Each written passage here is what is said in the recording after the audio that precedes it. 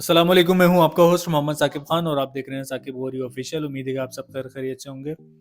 Bairiya town Karachi से related मेरी videos होती हैं और आप सबको बखूबी मालूम होगा कि बैरिया टाउन कराची से रिलेटेड एक केस चल रहा है जो कि 8 नवंबर को जिसकी हेयरिंग है। लेकिन उससे पहले कुछ लोगों ने मुझसे कांटेक्ट किया और कहा कि भाई 8 नवंबर की जो हेयरिंग होगी चलें वो तो आप हमें अपडेट दे दीजिएगा, लेकिन 18 अक्टूबर को जो हेयरिंग हुई थी उसमें क्या मामला थे वो हमें इसका बैकग्राउंड नहीं पता। उसको अगर आप काइंडली क्लियर कर दें तो हमारे लिए जो आने वाली नेक्स्ट हेयरिंग है जो कि 2-3 दिन बाद है वो हमारे लिए ज़रा आसान हो जाएगी। तो आज की मेरी वीडियो का जो टॉपिक है वो केस का बैकग्राउंड होगा कि इस पूरे केस का मैं चाहूँगा कि पूरा इस केस का बैकग्राउंड जो है आपको सही से समझा दूँ। 18 अक्टूबर को उसमें क्या-क्या हेयरिंग हुई थी और क्या-क्या एतराज़ात हुए थे और क्या-क्या डिस्कशंस हुई थी वो भी आपको बताऊँगा। इसके अलावा मार्केट की क्या सिचुएशन चल रही है, तो ये चीज़ें मैं आज आप लोगों से क्लियर करूँगा इंशाल्लाह। ये तमाम चीज़ें जानने के लिए आप लोगों को वीडियो एंड तक देखनी पड़ेगी ताकि आप लोग इस केस की जो बुनियाद है उसको सही से समझ सकें। तो चलते हैं अपनी वीडियो की तरफ। बैरिया टाउन कराची ने 2013 में लैंड परचेज की थी एमडीए से, मलिक डेवलपमेंट अथॉरिटी से। जब ये परचेज कर ली लैंड तो परचेज करते के साथ ही उन्होंने यहाँ पे डेवलपमेंट का काम तेज़ी से शुरू कर दिया था। 2009 में ये केस पुटअप किया गया, ठीक है, और जो उस वक्त के चीफ जस्टिस ऑफ पाकिस्तान थे उनकी तरफ से ये पुटअप किया गया और उन्होंने जब यहाँ का इंफ्रास्ट्रक्चर का काम देखा तो उनकी आंखें खुली रह गई। उन्होंने कहा कि यार ये तो बहुत ज़बरदस्त इन्होंने जो है यहाँ पे इंफ्रास्ट्रक्चर और डेवलपमेंट कर दी है यहाँ पे। तो उनकी तरफ से एतराज़ ये उठाया गया ये तमाम चीज़ें देखने के बाद कि यार ये ज़मीन जो आपने परचेज़ की है ये गलत रेट पे आपने परचेज़ की है, ठीक है, ये रेट नहीं है जिस रेट पे आपने ये ज़मीन परचेज़ की है, जो कि 16,896 एकड़ की थी। उसकी डिमांड जो है वो 1000 अरब की गई थी सुप्रीम कोर्ट की जानिब से। लेकिन बैरिया टाउन कराची के जो ऑनर हैं उनकी जानिब से जब नेगोशिएट वगैरह करवाया गया तो नेगोशिएशन होते होते 460 अरब रुपए पे डील जाके फाइनल हो गई।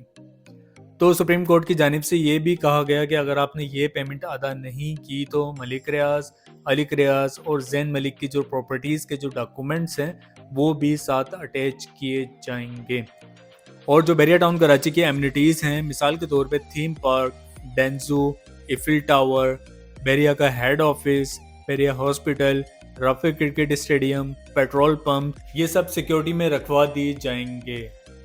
मलिक रियाज साहब की तरफ से एतराज़ ये था कि सराउंडिंग्स में या M9 मोटरवे पे जितने भी प्रोजेक्ट्स हैं, चाहे वो DHA ही क्यों ना हो, वो भी उसको भी जो ज़मीन MDA की तरफ से बेची गई है वो 1 लाख रुपए पर एकड़ के हिसाब से बेची गई है।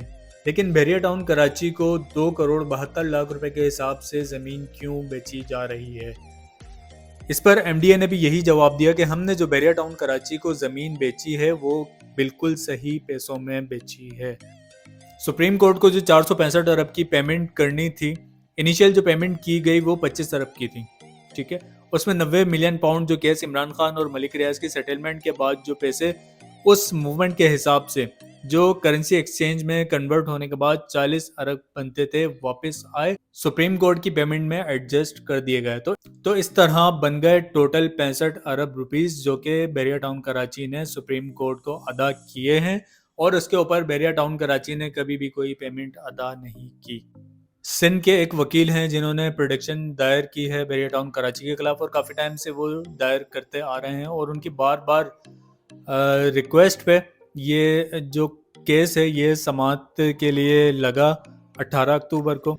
इसमें जो बातें डिस्कस हुई वो ये हुई कि आपको टोटल 460 अरब देने थे लेकिन आपने दिए कितने।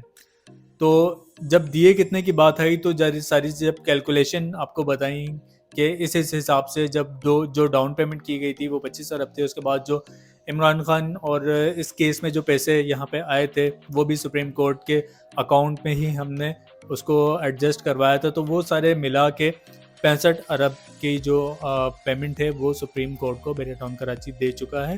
तो ये सारे मामला पे डिस्कशन हुई थी। तो उस पर सुप्रीम कोर्ट ने कहा कि इस हिसाब से तो आप जो है डिफ़ॉल्ट कर गए। इस पर बैरिया टाउन कराची ने ये एक एतराज़ उठाया कि हमें जो जगह मिली है वो मिली है 11,700 एकड़, लेकिन एमडीए की जानिब से जो क्लेम किया जा रहा है वो 16,896 एकड़ की जगह क्लेम की जा रही है। तो हम कैसे 16,896 एकड़ के पैसे अदा करें जबकि हमें वसूल 11,700 एकड़ की जगह हुई है।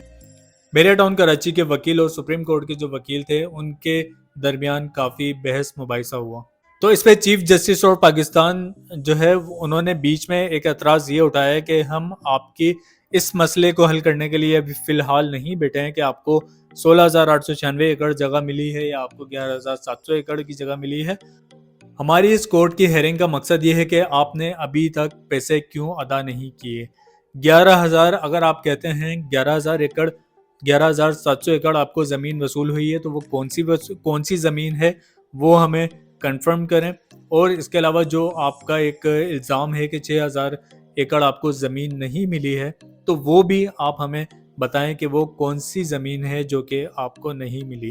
तो इन तमाम चीज़ों की क्लेरिफिकेशन के लिए नक्शे वगैरह मंगवा लिए गए और वहीं पर ही सुप्रीम कोर्ट में ही ये फैसला हुआ कि नेक्स्ट जो हेयरिंग होगी जो कि 8 नवंबर को होगी उसके अंदर तमाम बैरिया टाउन कराची के पाबंद किया गया कि वो तमाम अपने डॉक्यूमेंट्स और नक्शे जो है वो मंगवा लिए गए और ताकि तमाम चीज़ें ये भी क्लियर हो जाएं कि उनको कितनी ज़मीन वसूल हुई है और कितनी नहीं हुई। क्या वाकई बैरिया टाउन कराची को कम ज़मीन वसूल हुई है और एमडीए ज़्यादा क्लेम कर रहा है। 8 नवंबर को ये जो नेक्स्ट हेयरिंग होगी उसके अंदर ये तमाम चीज़ें Bairiya town Karachi with documents जो है वो अपनी सारी चीज़ें पेश करेगा सुप्रीम कोर्ट में और फिर उसके बाद देखते हैं फैसला क्या होता है। तो ये थी 18 अक्टूबर की हेयरिंग जिसके अंदर तमाम चीज़ें तमाम डिस्कशंस वगैरह हुई। तो अब इसके आगे 8 नवंबर को हम देखेंगे कि क्या फ़ैसला होता है और बैरिया टाउन कराची कौन-कौन से डॉक्यूमेंट्स जो हैं वो पेश करता है सुप्रीम कोर्ट में, तो फिर आगे का फ़ैसला उसी वक्त होगा। अच्छा जी, तो मार्केट में क्या चल रहा है? अब मार्केट में आपको बता देते हैं कि क्या चल रहा है कि बहुत से लोग ये बातें कर रहे हैं कि मलिक रियाज साहब के ऊपर डिफरेंट तरीक़ों से जो है प्रेशर है। वो किस चीज़ का प्रेशर है? वो ये है कि वो जो आजकल हमारी सियासत चल रही है उसको आप सब लोग बखूबी जानते हैं कि मलिक रियाज साहब के ऊपर प्रेशर है और वो किसी के ख़िलाफ़ वादा माफ़ गवाह बनाने की कोशिश कर रहे हैं। तो उस सिलसिले में ये सारी चीज़ें हैं और क्योंकि केस काफ़ी पुराना चल रहा है, ये लोगों का कहना यही है कि मलिक रियाज साहब के ऊपर प्रेशर है जिसकी वजह से ये तमाम मुश्किलात जो है उनके सामने खड़ी की जा रही हैं और उनको उनसे अपनी पसंदीदा जो है वो फ़ैसला करवाना चाह रहे हैं। तो इसकी वजह से तमाम मामलात हो रहे हैं। कुछ लोग ये भी कह रहे हैं कि मलिक रियाज साहब ने खुद ही ये जो है ये केस जो है वो रीओपन करवाया है जो कि जिसका किसी भी किस्म से कोई सेंस मुझे नज़र नहीं आ रही कि अपना ही केस कोई क्यों रीओपन करवाएगा और जो है ताकि ये 460 अरब से बचा जा सके। लेकिन मुझे ये बात समझ नहीं आ रही है। ख़ैर अपना अपना एक पॉइंट ऑफ व्यू होता है तो मेरा पॉइंट ऑफ व्यू भी मैंने आपके सामने रख दिया है।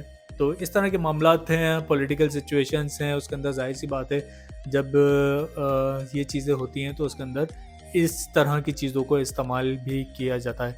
लेकिन बहुत ही जो है अफ़सोस की बात है कि बैरिया टाउन कराची की मार्केट, बैरिया टाउन कराची क्या पाकिस्तान की ही मार्केट पिछले 1.5 से 2 साल से बहुत ही ज़्यादा क्रैश हुई हुई है, ठीक है? और बहुत ही नुकसान में चल रही है। प्रॉपर्टीज़ की अगर बात करें तो 50% जो प्रॉपर्टीज़ हैं वो ऑलरेडी माइनस में चल रही है। रेंटल वैल्यूज़ नहीं है, जो प्रॉपर्टीज़ इन्वेस्टर्स ने परचेज़ की हुई थी वो रीसेल नहीं हो रही हैं क्योंकि इन्वेस्टमेंट नहीं आ रही है, ख़ास तौर पे प्रॉपर्टी में। और ये तमाम सिनेरियो, ये तमाम मामलात वगैरह चल रहे हैं तो मैं उम्मीद करता हूँ कि जो है आइंदा आने वाले टाइम में ये तमाम चीज़ें सेटल डाउन हो जाएंगी। बैरिया टाउन कराची ने पहले भी बहुत सारे मामलात को इस तरह के फेस किया है और आगे भी करता रहेगा। तो मैं उम्मीद करता हूँ कि जो 18 अक्टूबर की जो समाअत थी वो तमाम चीज़ें आप समझ गए होंगे। तो उम्मीद करता हूँ कि आज की वीडियो आप लोगों को ज़रूर पसंद आई होगी। अगर आप लोग कोई सवाल पूछना चाहते हैं तो कमेंट में ज़रूर पूछें, तो मैं आपको इंशाल्लाह उसका जवाब दूंगा। जब तक के लिए अपने होस्ट मोहम्मद साकिब खान को इजाज़त दीजिए। मिलते हैं नेक्स्ट वीडियो में। नेक्स्ट जो हेयरिंग होगी उसकी अपडेट इंशाल्लाह आपको सबसे पहले मिलेगी। जब तक के लिए अल्लाह हाफिज़।